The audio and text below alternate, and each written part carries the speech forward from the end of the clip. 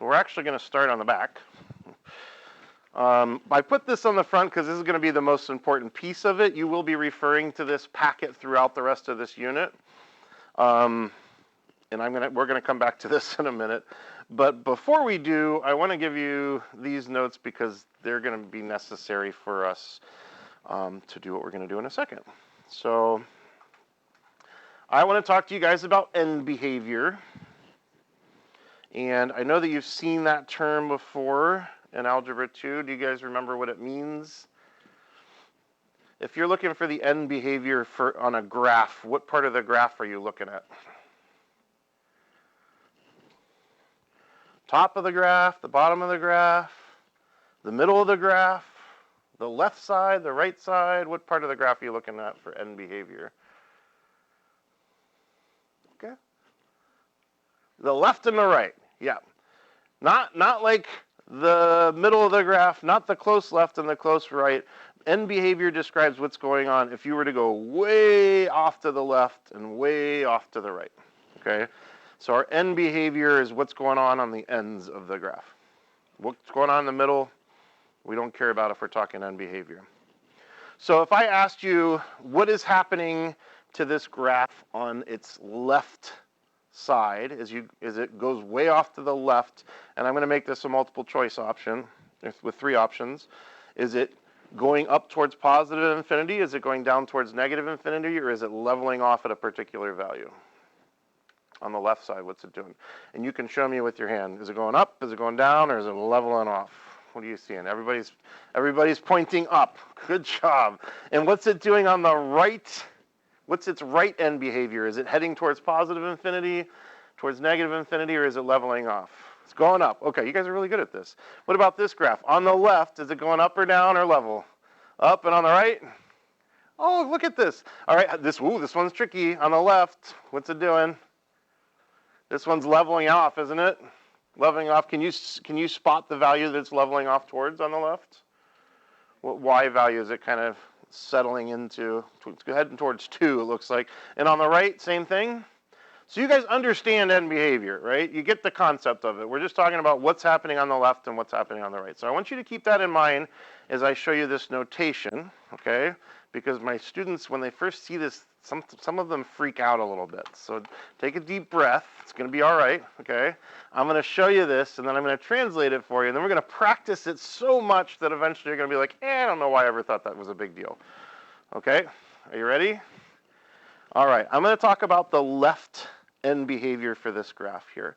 And this is how we would write it formally using this thing called limit notation. So you don't need to write this down, just look up here, let me explain it, and then I'll give you some time to copy it, okay? So I would say the limit as x approaches negative infinity of f of x is infinity. Okay, this is just a formal way for me to say that on the far left edge of the graph, this graph is heading upwards, okay?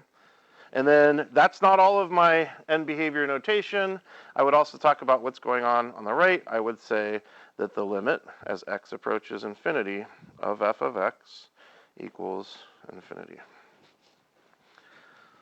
Okay, does that look scary to you? If it does, don't worry, you're going to get used to it. It's just like learning a phrase in a new language. You're like, that sounds kind of weird to me, but as you repeat it and repeat it, it's going to become more familiar. So go ahead and write those 2 things down. And I'm going to do a little translating right above the first one. I might do it on both of them, actually.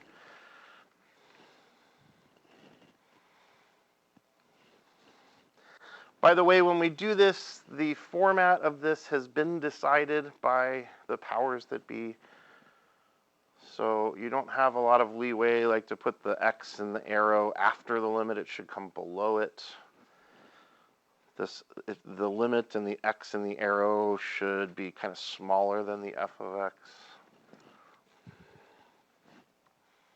I don't know who decides these things. I guess the mathematical community as a whole settles on things. But you guys know the word for those rules that are kind of arbitrary, but everybody kind of follows. They're called conventions. All right, so when I see this, the way I translate this mentally, kind of the key pieces are this piece right here. When I see that and I see the X and the arrow, we pronounce this X approaches. That's not super important. When I see this, I look at whether it's positive infinity or negative infinity. When I see this X thing, that tells me that we're talking about left and right. You guys are used to thinking of X as left and right. Okay, so if X is heading towards negative infinity, is that to the left or is that to the right? That's to the left. Do you guys understand why that means left here? The second key piece that I focus on, so this is saying on the left side, then I look at this because that's f of x. F of x is my y value, which is up and down. So this is telling me that the y value is headed towards positive infinity. Oh, it must be going up. So this is just a fancy way to write on the left edge of this graph, it's heading up. Question? Did he? Oh, that's awesome. So you've seen the notation already? Oh, that's great.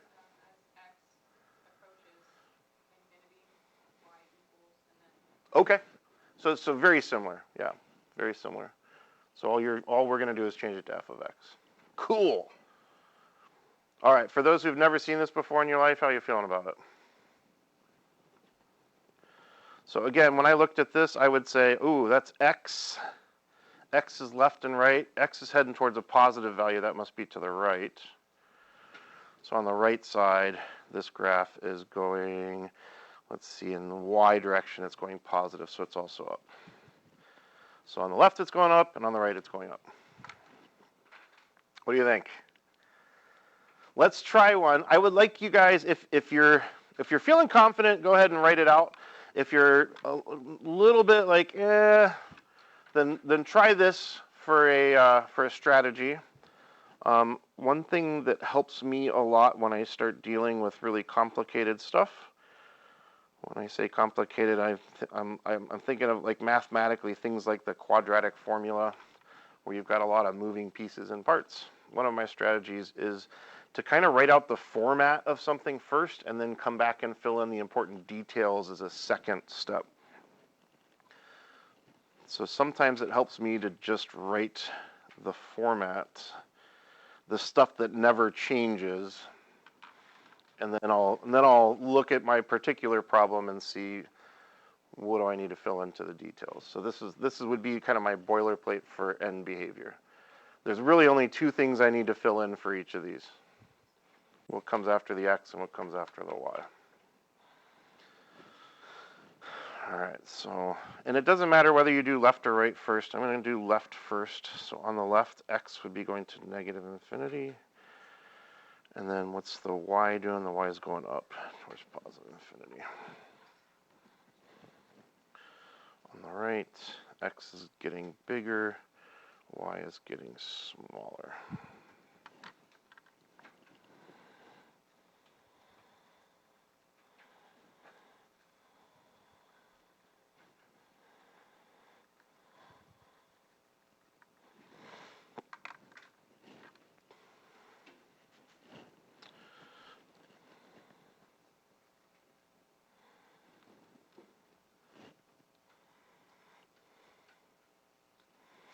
How'd you guys do on that middle one?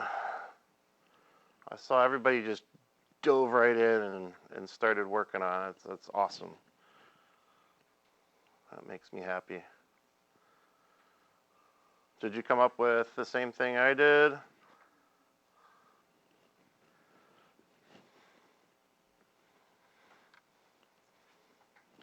So the last one's a little bit different because the y is not heading up or down, it's heading towards a particular value. So we want a number in these two spots. We want a number. The y value is leveling off. It should be leveling off towards some particular number. And a moment ago, you guys told me that it was heading towards 2 on both sides. Okay, I didn't see anybody like have a total meltdown this time when I introduced that. So I must be getting better at this. Good job, guys.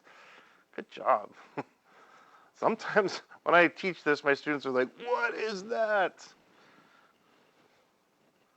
Not too bad, right? Okay, what questions do you guys have about that? All right, good. We're going to move on then. We're going back to the front. There are 8 functions that we're going to talk about, and we're not actually only going to talk about one of them together, and then I'm going to ask you to do the other 7. And during that time, I'll come around and check your assignment. There are actually 12 that are listed in the textbook, but I cut 4 of them off because we're going to be exploring those in depth later on. So we'll just kind of chop it back to these 8. Our goals today are twofold. We want to get used to the idea of what does it mean when I say analyze this function. You're going to be doing this over and over and over again throughout the first semester, actually throughout the second semester too. So if I ask you, if you get to an assignment and you've got a block of problems that says analyze the function, I need you to know that that means to find all this stuff here. Okay, and we're gonna practice doing it, and it seems like a lot, but it'll go really quickly for you.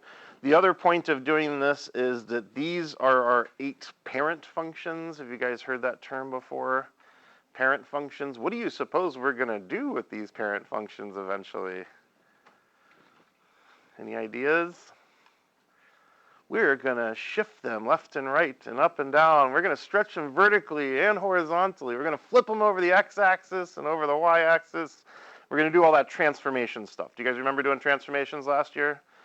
So very similar. We'll do a little bit more in depth. You might see a function that has like 4 transformations instead of only 2. But that's not today. Today, let's just get familiar with the function. So I'm gonna pick one of these. I don't know, which one do you guys want to do together?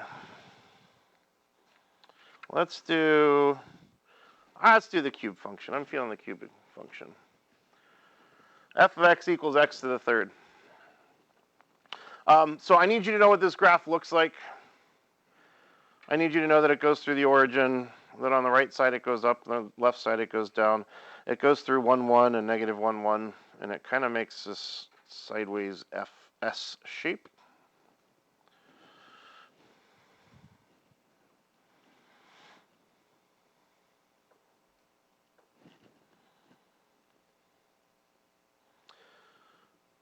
All right. So let's just go through and analyze this thing. So we'll always do domain and range.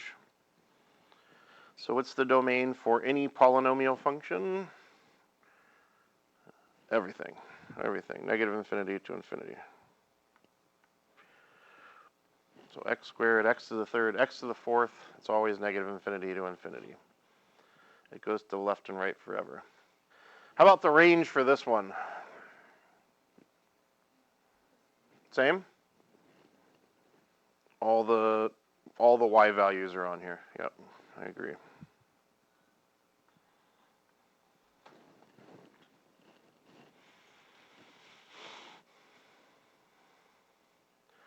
All right. Are there any intervals where this graph is decreasing? Nope. So you can just write none or the null set, the empty set. This is 0 with that diagonal line through it.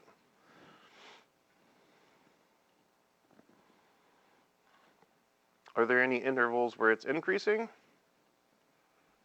Yep. One interval, one really huge interval. I'd say this graph is always increasing. No matter where you are on that graph, if you're walking to the right, you're going to be going uphill. So I'd say it's increasing negative infinity to infinity.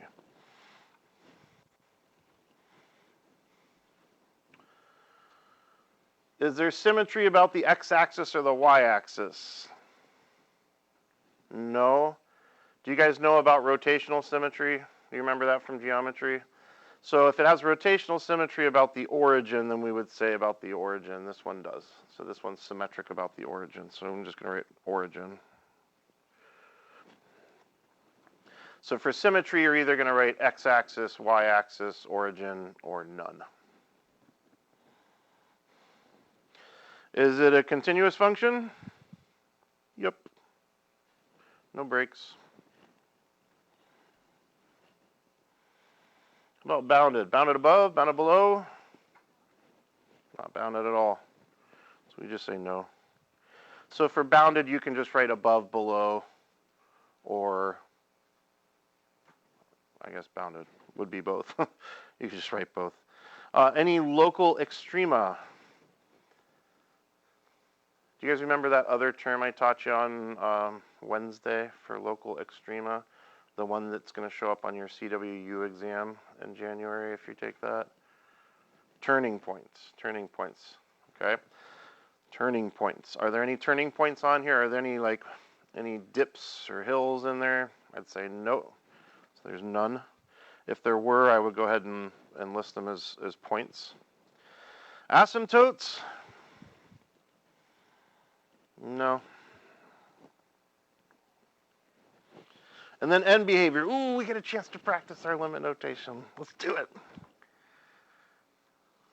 I'm going to set up my format first. You got to write kind of small, I'm sorry.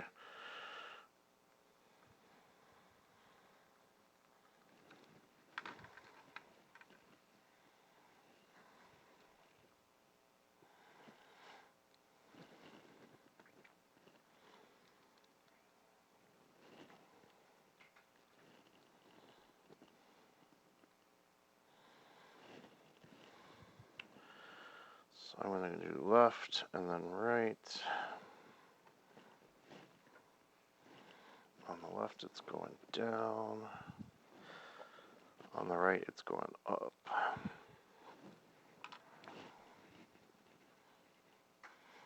And that's it. So I'm going to give you guys about 10, 15, maybe even 20 minutes to work on these 8 problems. I do want you, if there are asymptotes, please, in this class, when you give asymptotes, guys, don't miss this, okay? Because this is going to cost you points on tests. Okay, I get kind of picky about this. We don't do this in this class. Vertical asymptote is 3. You're going to lose points if you do that. You can say vertical asymptote is x equals 3, but if you just write 3, you're going to lose points. So asymptotes are always going to be written as an equation. So spoiler alert, the next one is your reciprocal function. It does have 2 asymptotes. There's a horizontal asymptote at the x-axis, so we would say y equals 0. There's also a vertical asymptote on the y-axis, so we could say x equals 0. And in this class, you don't even have to tell me it's a vertical or a horizontal. I'm going to know based on what your equation is, right? All right. This information is in your textbook, so if you're not sure what some of these graphs look like, I'll get you a page number here. I'd love for you guys to kind of work together. If you want to maybe divide and conquer and then come back and pull your resources to be more efficient with this, I'm happy. We want to get it done. So all of these functions begin on page 106.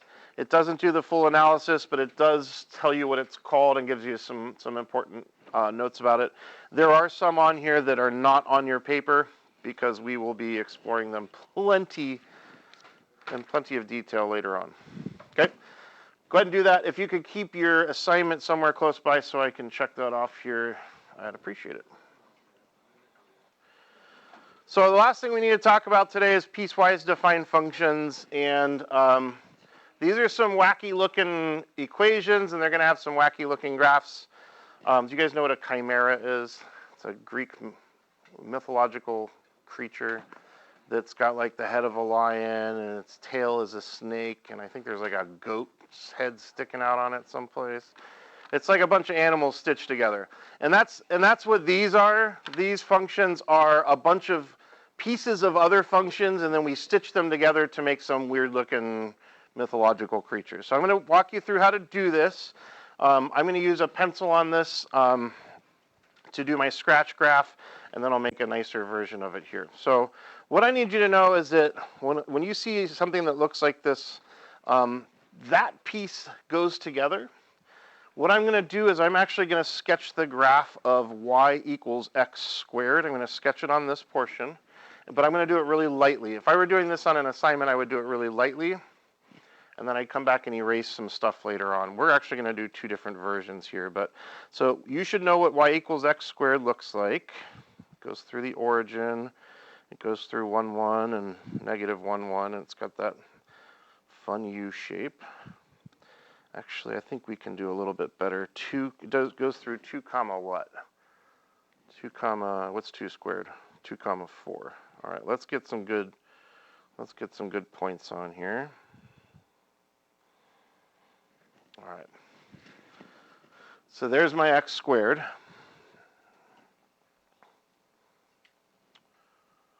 All right, let's go ahead and graph the other 2 lines. This is y equals 1, okay? So the y equals applies to each of those. Y equals 1, do you guys know how to graph the line y equals 1? Horizontal line, crosses the y-axis at 1. And then our last one is y equals x plus 2. Y equals x plus 2. That's got a slope of 1 and a y-intercept at 2.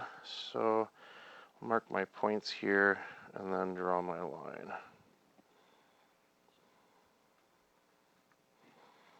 So we're overlapping all 3 of these graphs on top of each other.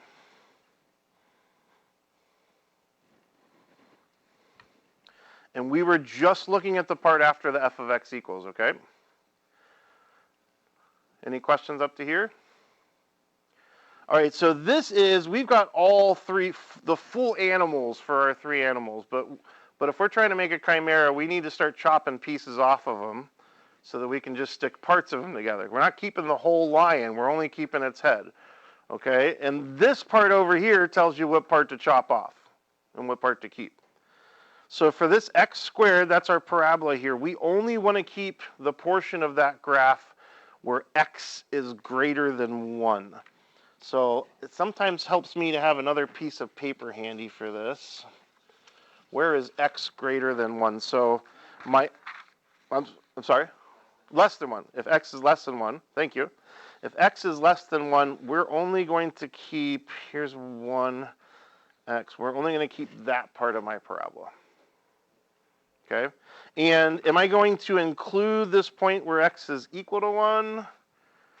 No, because it's not less than or equal to. So what we're going to do is we're going to just keep this. So let's not erase on this. Let's just go back and darken in the part that we're going to keep. So that's why I said when I do these, I usually do them kind of lightly at first, and then I go back and darken in what I'm going to keep. And at 1 here, I'm going to make sure it's very clear that this is an open dot. Why is it open? Because it's less than. All right, what portion of the y equals 1 graph are we going to keep? We're just going to keep the part between 1 and 2. Just between 1 and 2. It's actually just this tiny little thing here. And do we want to include at 1? At 1, it's got the or equal to there, so we are going to include that. Now that happens to overlap with this open dot. It's going to fill it in.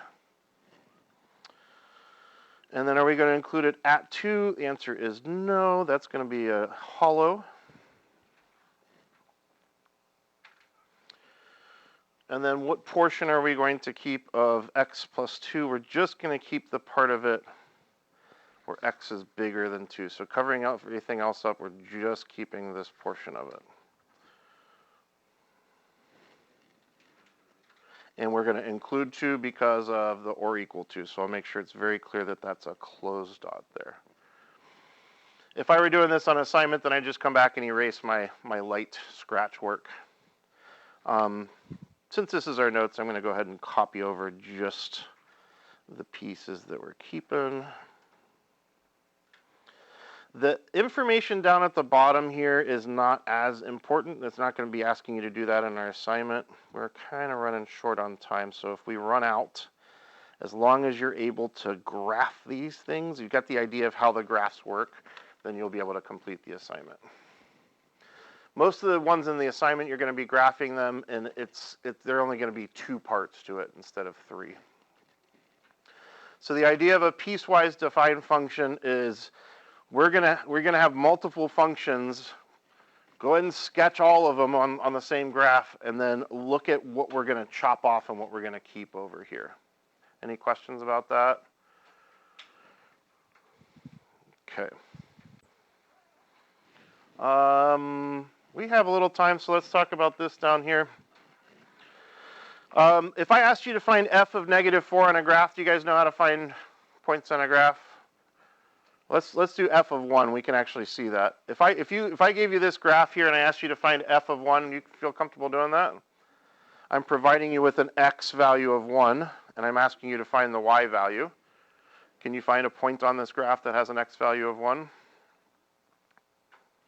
I'm looking at this guy right here, right? And what's its y value? 1. F of 0, I'm providing you an x value, 0, and I need you to find me the y value, which happens to be 0 also. Now, you should also be able to do these by looking at the function itself. We've got a little room off to the side. Can I get you guys up here? This will be the last thing we do today. Can I get you guys to write up here f of 4 equals. So we're going to do this one without looking at the graph because it's not on our graph anyways.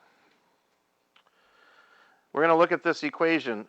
So when you do f of 4, you know that means take 4 and plug it into the equation. The tricky part about this one is which equation do I plug it into? The first one, the second one, or the last one? How do you know that we're plugging it into the last one? So 4 fits into this piece, right? We wouldn't plug it in here because we only plug x values between 1 and 2 in here. We wouldn't plug it in here because we only plug x values less than 1 in here.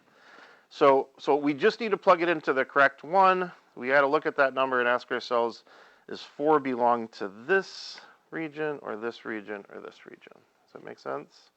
So it belongs to this one, so we stick it in there, 4 plus 2. So f of 4 is 6. All right. Thank you guys for your attention. The assignment's on Canvas.